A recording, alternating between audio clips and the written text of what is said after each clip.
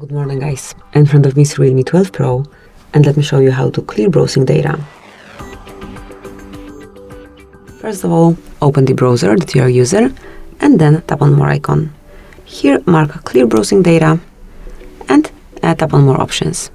And now you can smoothly customize the cleanup, so just mark the information that you want to get rid of, then choose the time range, so you can delete history from 15 minutes, an hour, day, 7 days, 4 weeks or all time. To perform a full cleanup you need to tap on all time and tap on clear data. Tap on clear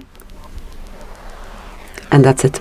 From now on history disappeared and also the passwords, all the data that you marked, and you can create everything from scratch. Thank you for watching, please subscribe our channel and leave the thumbs up.